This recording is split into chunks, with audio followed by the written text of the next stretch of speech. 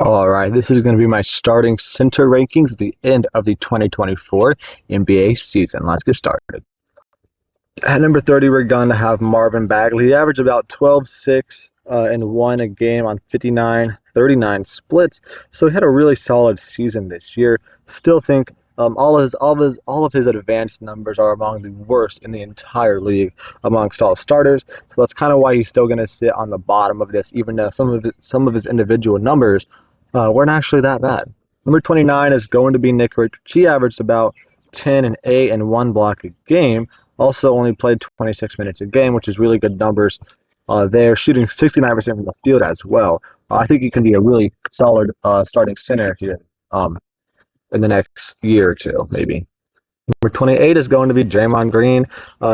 Yeah, he's not a very good starter in the league anymore. I think he'd be a way better like bench player. He averaged about 9.7 boards, 6 assists, 1 steal, and 1 block a game on 49 and on basically 50-40 split. So like a really solid, player, but not exactly one of the better starters in the league. Number 27 is going to be Wendell Carter. Averaged about 11, 7, and 2 on 53, 37 splits and only 25 minutes a game. Some really, really solid numbers from Wendell Carter. He was also pretty good in the playoff series against the Cleveland Cavaliers. Number 26 is going to be John Collins. John Collins this season was supposed to start at power forward, but he ended up starting mostly at center, and Walker Kessler got moved to the bench. He averaged about 15, 9, and 1 with 1 block a game as well, shooting 53, 37, and 80 splits. So really, really solid season. Better, kind of rejuvenated his career a little bit. I feel like he was kind of dying off in Atlanta. He was just getting overshadowed by all the other upcoming guys there. Going to Utah and moving him to center full time was certainly looking like a really good move here so far. Number 25 is going to be Jakob Poeltl, averaged about 11 and 9 with 3 assists and 1.5 blocks a game in only 26 minutes. So if he would have got a little bit more minutes, he easily would have been averaging about 15, 10 with 2 blocks a game, which is some really, really good numbers. He also shot 66% from the field. Not much of a three-point shooter at all, but a really solid player nonetheless. Number 24 is going to be Ivica Zubac. He's averaging about 12 points and 9 boards with 1 assist and 1 block a game on 65% from the field. Also was pretty solid in their playoff series as well. Number 23 is going to be Daniel Gafford. Averaged about 11, 8, and 2 blocks a game in only 25 minutes a game. So if he would have got 36 minutes a game, like the average starter minutes or whatever you want to call it, he would have had 3 blocks a game, which is really, really good numbers. Also shooting 73% from the field, which I believe was a season high of anybody this year. Number 22 is going to be Nikola Vucevic. He's been really good, for the majority of his career. He's kind of been falling off a little bit. Still definitely a quality starting center in the league, averaging 18, 11, and 3 on 48 and 30 splits. He was definitely a better three-point shooter in the past. Only averaging 30% from 3 this season is not a great look for him, but he's still a really solid starting center. Number 21 is going to be Jusuf Nurkic. Averaged about 11 and 11 with 4 assists, 1 steal, and 1 block in only 27 minutes a game, shooting 51 and 24%. So not a much of a three-point shooter as well.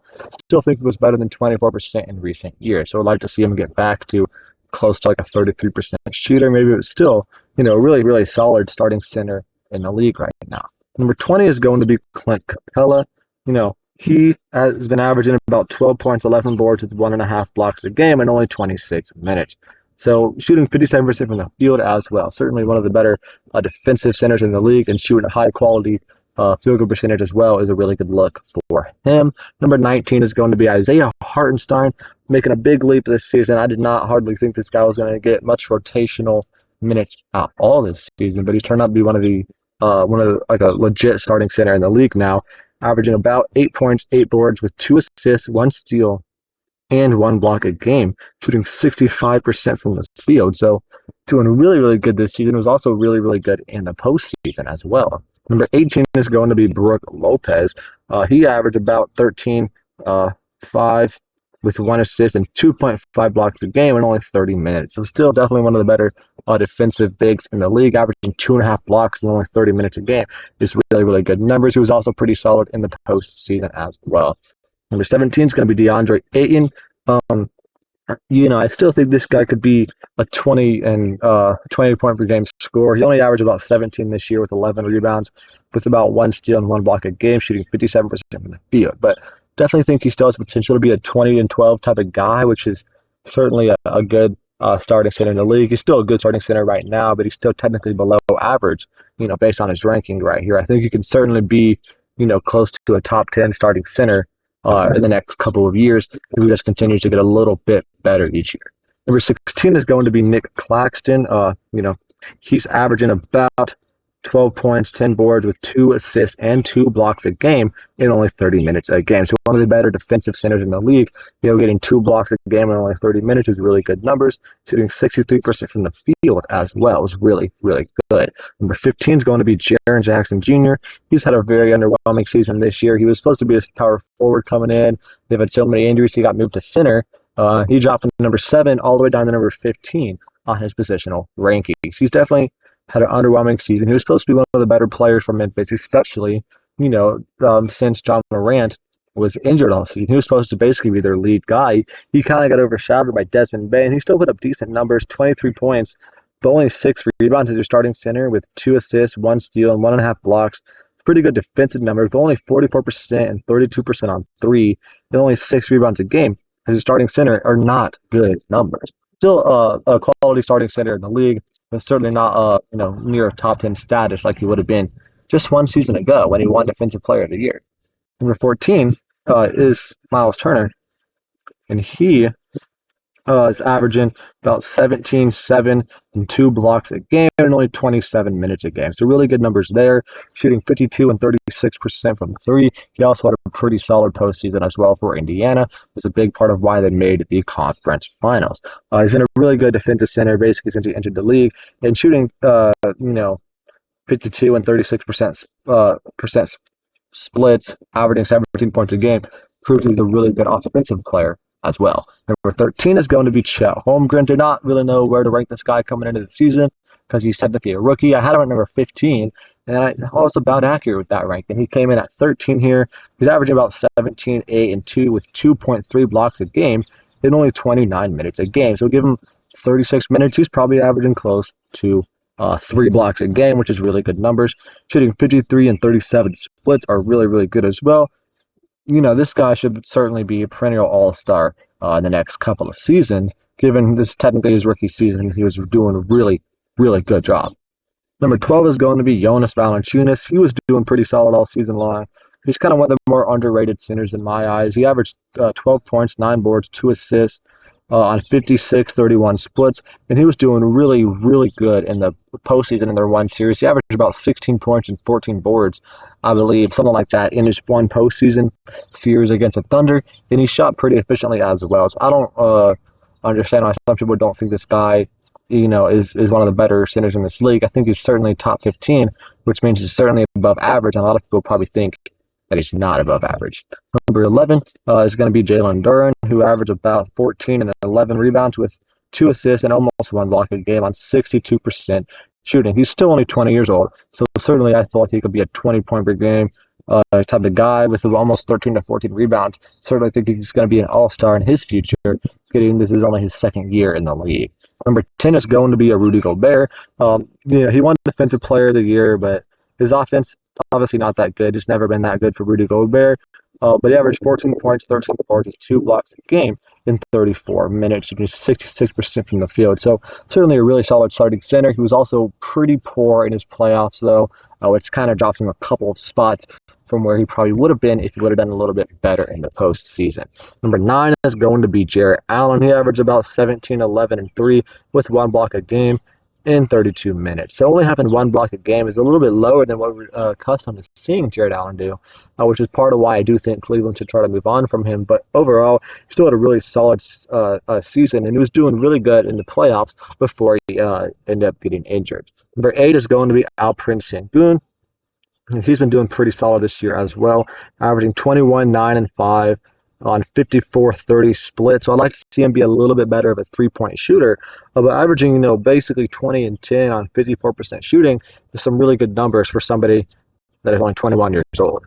Number 7 is going to be Bam Adebayo, averaging 19, 10, and 4 with 1 steal and 1 block a game shooting 52, 36% from three. He also had a pretty solid series there against Boston in round one. Number 6 is going to be Kristaps Porzingis, who was one of the best finishers in the league this season. He was doing really good for Boston in the postseason before he ended up getting injured, where he still was solid in his limited minutes, but his per game stats don't really give you a whole lot there because he ended up playing, not even 20 minutes a game after he came back from injury. But still, this regular season, he averaged about 20.7 boards with 2 assists and 2 blocks a game in only 30 minutes, shooting 52, 38 splits. So we're doing a really, really good job here for Boston. It was a big reason why they were the number 1 seed by such a large margin.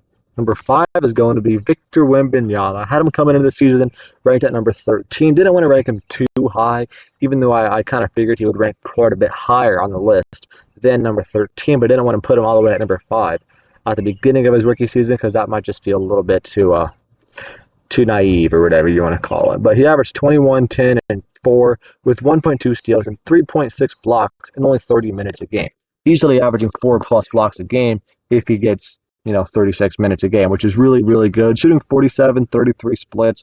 Not horrible. You'd like to see those get a little bit better, but considering this is only his rookie season and he's 20 years old, those will probably get better. Number 4 is going to be Domantas Sabonis. He's been doing really, really good. I think he's quietly underrated as well. He made the All-NBA team. And some people still don't believe that he is one of the better players, like one of the best players in the entire league. He averaged 19 and 14 with 8 assists this season, shooting 59, 38 splits. Like, he's one of the best players, one of the best offensive players in the league, on triple-double alert almost every single night. I think at the second most triple-doubles out of anybody this season, behind only Luka Doncic, maybe number 3 behind Luka and Nikola Jokic. But still, obviously, one of the best players in the entire league, considering he did make an All-NBA team. Number 3 is going to be Anthony Davis. He averaged 25 and 13 with 3 assists, 1.2 steals, and 2.3 blocks on 56, 27, 82 split. So 27% from 3, I feel like he can do better. He's been up to 33%, I believe, before, so we would like to see him get back to that. But he's still certainly one of the best two-way players in the entire league, and one of the best players in general in the entire league. Number 2 is going to be Joel Embiid. He's been averaging amazing stats this season, 35, 11, 6, with 1.2 steals and 1.7 blocks in 34 minutes a game, shooting 53% from the field and 39% on threes. One of his best seasons ever. Probably would have been MVP if he was not injured for the majority of this season. He only played 39 games, which is technically lower than my cutoff. I tried to cut off at 41 games, but I made one exception for Joel Embiid because he was just so dominant in the limited amount of time that he did get to play. He was not as impressive in the postseason, though, which kind of could make my decision here between him and number 1 a little bit easier. But number 1 is obviously going to be Nikola Jokic here.